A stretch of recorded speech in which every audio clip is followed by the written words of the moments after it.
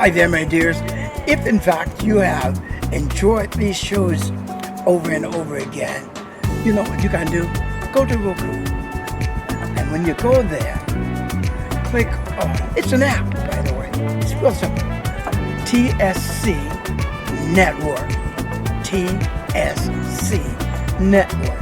If in fact you have a question or a comment about how to implement that, 832-215-8122. Again, that number is 832-215-8122. All right.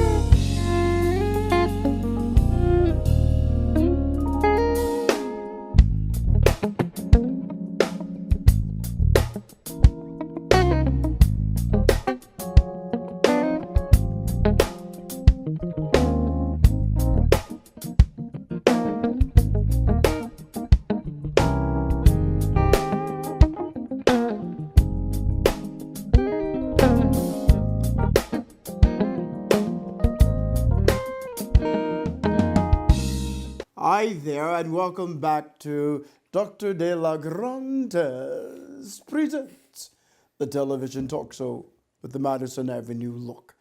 This is our Television 360 series, and I am here with very special guest.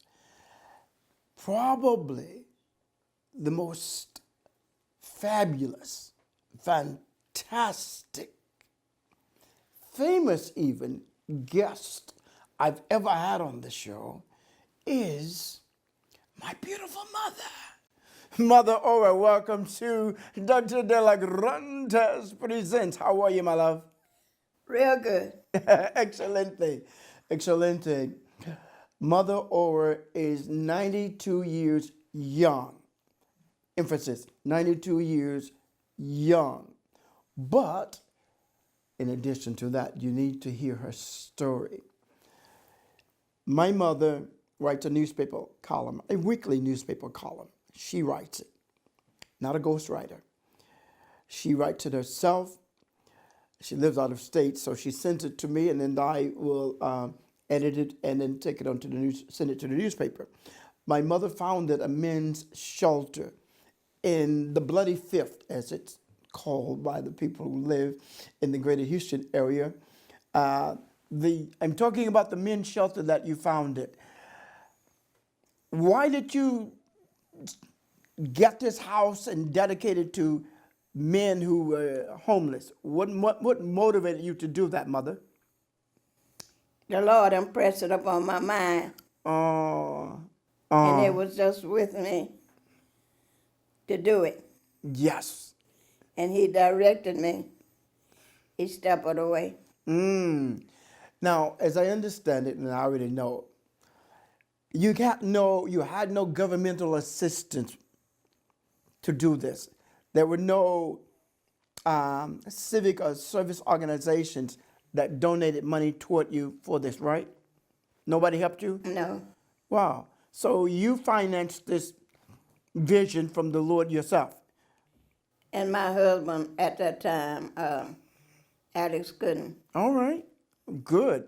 Husband and wife team. I love that. Where there's unity, there is strength. Now, my mother not only did that, but I wasn't living here, but when I would come to visit, my mother's born on the 4th of July. So I would come in annually to celebrate my mother's birthday. And prior to coming one year, I said, I'm coming into Houston. I will be doing a radio talk show. I'll have you listen to it, Mom. She said, it's good. But I said, what do you want for your birthday this year? And as quick and fast as fast, my mother turned to me and said, all my life, I always wanted to have my own radio show. And I looked at her, I've known her all my life. She never mentioned that. Oh, I'm on radio. Now you want to be on the radio. Okay, it's like that, huh? So she smiled, that smile, and said, yep, that's it. You got it. And I said, okay, then you want a radio show? We'll do it. And so I took her to the radio station that she wanted to be on and talked to the management there, explained what she wanted to do. I did her opening intro and close, and every week on Saturday afternoon, she would do the whole program herself. And then she's got the men's shelter, the radio broadcast. A couple of years later, I fly in to celebrate my mother's birthday. First week in July, 4th of July, I say to my mother, what do you want for your birthday this year? I will be in a little longer because I'm going to be doing some TV shows at the Houston Media Source. She said, oh, I want to come and see it. I said, oh, good. I definitely want you there, Mom. She said, you know what? I'm glad you asked. I looked at her with surprise. She had a quick answer. What? She said, all my life, I wanted to have my own TV show. I said, what? I never knew. Oh, you can laugh out loud. It's okay. This is Dr. Delagraentiss present. We go for real. And so I said, I didn't know that. Okay. And so she and I created her own television talk show. And she wanted the setting to be her sitting in a rocking chair, her grandkids around, and she tells them stories, some from the Bible and some from life. And then occasionally bring in friends who are doing creative things. Great show. My mother, 92 years young, I'm asking her, what do you want for your next birthday? Her answer, just as fast, is, I want to live to be 100. And I said, way to go, Mom. Way to go. I love that one. Yes. Yes. We are touching and agreeing on that. I give you that as a precursor because this is my mother born again. Not in the traditional sense. She's been born again, but I'm talking about coming from the pit to the palace. My mother physically died a few years ago. I was living in Sacramento at that time, but I was told by family that she wasn't going to make it. The doctor said, blah, blah, blah, blah, and I don't want to hear what the doctor said. I don't want to hear. I want to know what the chief surgeon says. Now, for those of you who are believers, you know what I'm talking about when I say chief surgeon. And so I said, I will be in on the weekend. Well, she's not going to make it tonight. I said, no, I'm decreeing and declaring my mother is going to live and not die. So I came to the hospital. There were lots of family around the bed, and her best friend, Virgie, was there, and they were all prepared for what the doctor had said was, if you love her, come and see her now. And I got there, I brought my family in, and I laid hands on my mother, quantum touch, that's what we call it. And she was just lying there, looking comatose. And I said these words, I bind every vile, foul, ugly spirit of death and destruction in Yahshua HaMashiach's holy name. You will come out of her and go to the Red Sea. And just like the Red Sea opened up for Moshe, it's going to receive these vile spirits. I'm sending them there now. And quick, fast, and in a hurry, I'm replacing those spirits, because you got to replace them when you bind spirits. I'm replacing them with peace. Father, I'm replacing them with your peace that surpasses all understanding. And when I did that, her eyes opened. Pursuant to her eyes opening, which amazed everybody, she had this big, beautiful smile. And I said, and my baby sister said, Mother, you're back. And she didn't know she had gone anywhere. And so she was looking around and said, oh, and all these people all around her. So my mother lived. A few years later, she's living out of state. My beautiful baby sister called me at 5 o'clock that morning. She was crying, and I could tell she was on the highway. And I said, what is it? She said, Mother's gone. And I said, well, what do you mean? She said, she's dead. I said, no, she's not. She said, I'm telling you. My baby sister was a deputy sheriff. She just retired. Great lady. And so she said, no, the EMSs are there. They've been there. They've already made the declaration to whoever. And I said, no, I don't receive that. I said, You tell them for me, I was in Houston that particular day. There are no accidents. I was really there, not coincidentally.